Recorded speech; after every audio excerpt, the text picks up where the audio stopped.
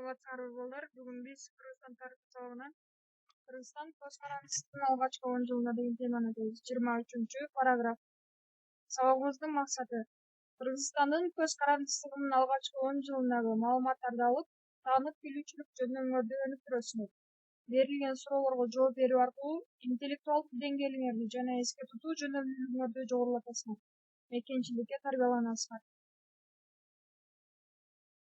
Жаңы социалдык саясий кырдаал. Кыргыз Республикасынын көз каранды эместигинин жарыяланышы, Коммунисттик партиянын ишмердигинин токтошу, СССРдин кулашы Кыргызстанда жаңы саясий, социалдык кырдаалдын түзүлүшүнө алып келген. 1993 жылдын 5 майында Конституциянын долбоору Жогорку Кеңеште талкууланып кабыл алынган. Бул жалпы элдик майрам Кыргыз Республикасынын Конституциясынын күнү деп жарыяланган. Конституция боюнча мамлекеттик бийлик мыйзам чыгаруучу бийликти Жогорку Кеңеш, аткаруучу бийликти өкмөт жана жергиликтүү башкаруу органдары, ал эми үчүнчү бийлик болгон сот бийлигин Конституциялык сот, Жогорку сот, арбитраж соту, жергиликтүү жана башка соттор жүргүзүп ишке ашырат. Өзүңөр билгендей, Конституцияда 9 бөлүм, 114 берене бар. Кыргыз Республикасынын президенттин шайлоо 1995 жылдын 24 декабрындагы жана 2000 жылдын 29 октябрындагы шайлоолордо атаандаш талапкерлердин катышуусу менен өтүп, шайлоочулардын басымдуу көпчүлүк болушу менен Аскар Акаев Кыргыз Республикасынын президенти болуп шайланган. Кыргызстандын экономикалык абалы СССРдин кулашы менен эски экономикалык системада кыйраган. Шериктештиктин бардык өлкөлөрүндө, анын ичинде Кыргызстанда да экономиканын абалы кескин начарлаган. Жалпы союздук чарба жүргүзүүгө ылайыкталып, өз алдынча даяр продукция чыгарууга жараксыз завод-фабрикалар иштебей токтоп калган. Ошентип, Кыргызстандагы экономикалык реформаны эң кыйын шарттарда баштоого туура келген. Менчиктештирүү жана анын алгачкы натыйжалары 1991 жылы 20 декабрда Кыргыз Республикасынын Жогорку Кеңеши Кыргыз Республикасында менчикти мамлекеттен ажыратуунун, менчиктештирүүнүн жана ээлик кылуунун жалпы башталыштары жөнүндө мыйзамды кабыл алган. Мыйзам Кыргыз Республикасында ата-анасын шарттарына менчикти мамлекеттен ажыратуунун, менчиктештирүүнүн жана эркин ээлик кылуунун жалпы башталыштарын аныктаган. Мыйзам боюнча мамлекеттик жана коммуналдык ишканалар, мамлекеттик турак жай фонду, башка мамлекеттик мүлк менчиктештирүүгө жатат. Ал эми жер, анын байлыктары, токойлору, суулары жана башка табигый ресурстары, маданий жана тарыхый байлыктары менчиктештирилбейт. Менчиктештирүүнүн жогорку темптери соода, коомдук тамактануу жана турмуш тиричилик жактан тейлөө тармактарында болгон. Мамлекеттик эмес сектор өнөр жайынын бүткүл продукциясынын дээрлик 50%, айыл чарба продукциясынын 75%дан ашыгын чыгарып, шекени товар жууртуунун дээрлик 90%ын камсыз кылып калган. Ал эми айыл чарбасынын абалы 1992 жылдын башында Россия жана башка кыргыз өлкөлөрүндө баалардын кескин түрдө эркин кое берилиши айыл чарбасынын абалын ого бетер начарлаткан. Энергия алуу заттарга, жер семирткичтерге баа кескин жогорулаган. Ушундай шарттарда жарым жандуу колхоздор менен совхоздор өз алдынча жашоого жөндөмсүз болуп калышкан. Жер реформасын жүргүзүүдө кыйла кемчиликтер да кетирилген. Аны жүргүзүүнүн башталышында башаламандык көбүрөөк орун алган. Жерди, малды акысыз жапыр таркатып берүүнүн натыйжасында начар колхоздор менен совхоздор майда-майда жеке менчикчил натуралдык чарбаларга бытырап бөлүнгөн. Алардын башкаруу түзүлүшү, чарба жүргүзүү ыкмалары мурдагыдай эле кала берген. Бул майда жетекчилердин көбөйүшүнө алып келген, бирок алардын көрсөткүчтөрү жакшы болгон эмес. 1998 жылы 17 октябрда жерге жеке менчик укугу тууралуу маселе боюнча жалпы элдик референдум өткөрүлүп, аны калктын басымдуу көпчүлүгү колдоп чыккан. 2000 жылдын декабрында президент Аскар Акаевдин демилгеси менен Жогорку Кеңеш жерди сатууга жана сатып алууга тыюу салган 5 жылдык мораторий тууралуу берене алып салынган. Натыйжада дыйкандар жер үлүшүнө ээ болуп, жердин чыныгы ээси болуп калышкан. Улуттук валютаны киргизүү 1992 жылдын башында Россияда, Украинада, КМШнын башка өлкөлөрүндө баанын күтүүсүздөн эркин кое берилиши, бирдиктүү акча аймагында турган Кыргызстанда да баанын жогорулашына алып келген. Ал экономикалык кризисти курчутуп, өндүрүштүн төмөндөшүн жана инфляциянын өсүшүн тездеткен. 1993-жылы 4-майда президенттин демилгеси менен улуттук валютаны сомго киргизүү чечими кабыл алынган. 4-майдан тартып сом пайдаланыла башталган. Улуттук валютаны сомдун киргизишинин негизги максаты инфляцияны ооздуктоо жана өлкөнүн экономикасына таасир тийгизүүнүн механизмине ээ болуу менен рынок реформаларын жүргүзүүнү тезирээк баштоо, республиканы кризистен алып чыгуу эле.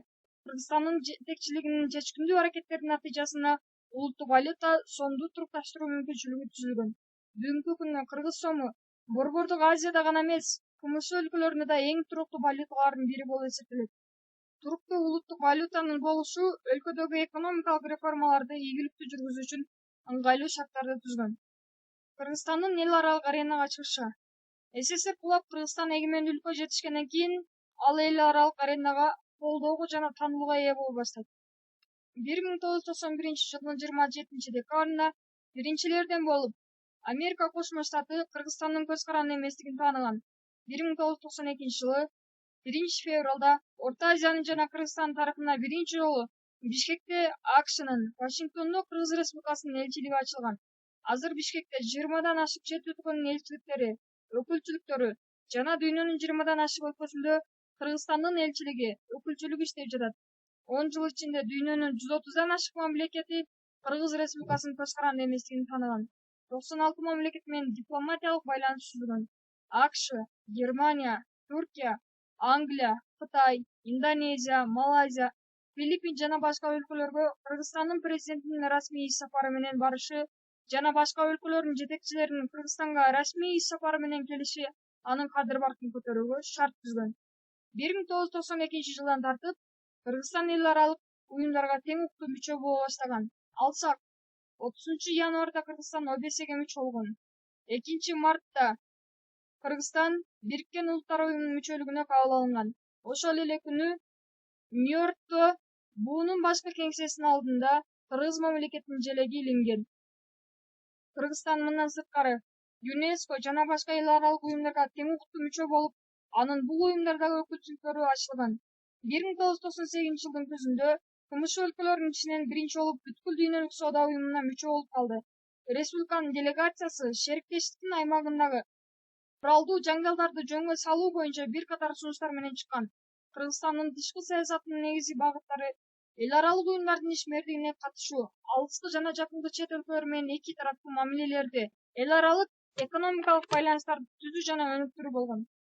Кыргыздардын бүткүл дүйнөлүк биринчи курултайы Кыргызстан эгемендүү өлкө жетишкенден кийин башка өлкөлөрдө жашаган боордош кыргыздар менен тыгыз байланыш түзө баштаган. 1992-жылдын 24-августтан 1-сентябрына чейин Бишкек шаарында болуп өткөн кыргыздардын бүткүл дүйнөлүк биринчи курултайы бунун ачык куөсү болуп берет.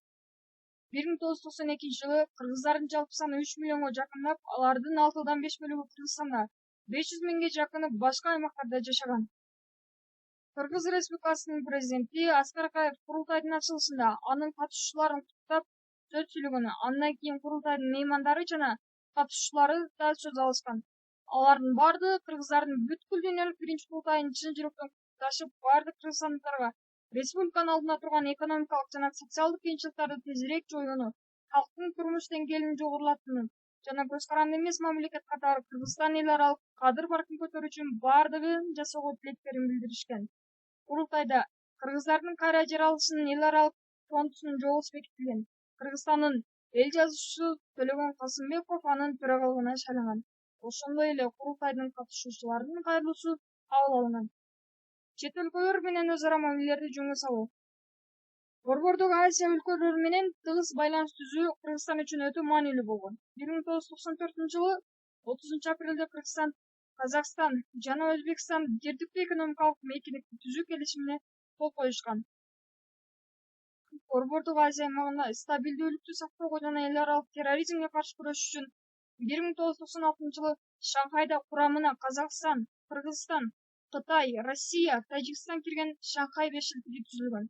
Алгач 5 мамлекет киргендиктен бул Шанхай бешилтиги аталып келген. 2001-жылы 14-15-июлда Шанхайдагы юбилейлик жыйында Өзбекстан толук укуктуу мүчө болуп кабыл алынган. Уюм Шанхай кызматташтык уюму болуп өзгөртүлгөн. Улуттар аралык мамилелер Бүгүнкү күндө Кыргызстанда 80ден ашык улуттун өкүлдөрү жашайт. Жаңы шарттарда улуттар аралык мамилени өркүндөтүү зарылчылыгы пайда болгон. 1994-жылы 21-22 январда президент Аскар Акаевдин колдоосу астында республикада жашаган бардык элдердин өкүлдөрү катышкан Кыргызстан элдеринин биринчи курултайы өткөн. Курултайда Кыргызстан элинин ассамблеясы түзүлгөн. Анын уставы кабыл алынып, жетекчи органы Кыргызстан элинин ассамблеясы совети шайланган.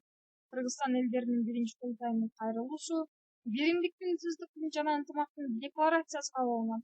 1994-жылы 26 сентябрда Бишкекте Достук үйү ачылган. Достук үйүндө республикадагы улуттук маданий борборлор жайгашкан. Бүгүнкү күндө республикадагы улуттук маданий борборлор улуттар аралык ынтымакты сактоодо, улуттардын маданий кызыкчылыктарын коргоодо маанилүү роль ойноп жатат. Тышкы экономикалык байланыштарында Кыргызстан эгемендикке жетишкенден кийин тышкы экономикалык байланыштарды иш жүзүндө жаңыдан баштоого туура келген. СССРде жашап турганда тышкы соода борборунун толук монополиясы болуп, анын көзөмөл астында жүргүзүлгөн. Кыргызстан жалпы өнөр өндүрүшүндөгү экспорттун үлүшү боюнча мурдагы союздук республикалар ичинен эң арткы орунду ээлеген. Кыргызстандын натыйжалуу тышкы экономикалык буюмдарга катышуусу маанилүү роль ойногон. 1992-жылы Кыргызстан эл аралык валюта фондуна, Европалык реконструкциялоо жана өнүгүү банкына, экономикалык кызматташтык уюмуна, Ислам конференциясына жана 1993-жылы Ислам өнүгүү банкына мүчө болгон. 1993-жылдан тартып чет элдик кредиттердин көлөмү кескин өскөн. Эл аралык валюта фонду, Дүйнөлүк банк, Европалык өнүгүү жана реконструкциялоо банкы, Азия өнүгүү банкы жана Ислам өнүгүү банкы сыяктуу эл аралык финансы уюмдары Кыргызстанга жеңил шартта кредиттерди берүү башталган.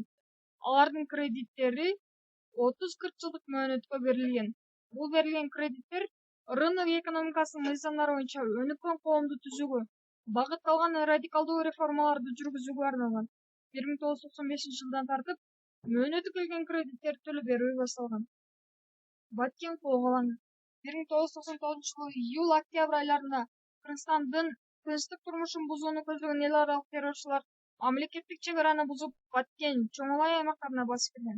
Бул күтүлбөгөн жерден болгондуктан республика үчүн бир топ чыгымдарды, оор жоготууларды алып келген. Душманды кыргыз жеринен кууп чыгуу үчүн сабылгачларда Кыргызстандын 28 жоокер курман болгон. 2000-жылы август-сентябрь айларында эл аралык террорчулар басып кирүүгө кайрадан аракет кылышат. Аларды кубалап чыгуу учурунда 34 кыргызстандык жоокердин өмүрү кыйылган. Куралданган эл аралык террорчуларга каршы кураш элдин биримдигин бекемдеген. Кыргыз эли өзүнүн көз каранды эместигин, өз бейбитчилигин коргоого жөндөмдүү экенин дагы жолу далилдей алган. Эл аралык террорчуларга каршы күрөшүү максатында Кыргызстан коопсуздук кепилдиктеринин чегинде эки тараптуу жана көп тараптуу келишимдерге кол койгон. Теманы Бишкекке. Биринчи тиркеме. Түшүндүрмө бергиле. Бул жерде сөздөр жазылган. Түшүндүрмөлөрүн жазасыңар. Менчиктештирүү, референдум, курултай, Достук үйү, Баткен колго алынды. Экинчи тиркеме. Мамлекеттик атрибуттардын жана Конституциянын кабыл алынышын хронологиялык иретте келтиргиле. Гимн, герб, ту, Конституция. Жоопторун бул жака жазасыңар. Үчүнчү тиркеме. Кыргызстандын экономикасындагы негизги окуяларды хронологиялык иретте белгилегиле. Менчиктештирүү жөнүндөгү мыйзамдын кабыл алынышы, 5 жылдык мораторийдин алып салынышы, жеке менчик тууралуу элдик референдум, улуттук валютаны колдонууга киргизүү. Бул жерде дагы экинчи тиркемедегидей кылып жоопторун жазасыңар. Тапшырма. Теманы окуп, Кыргызстандын тышкы байланыштары жөнүндө реферат даярдайсыңар. Сабагыбыз соңуна жетти. Саламатта болуңар.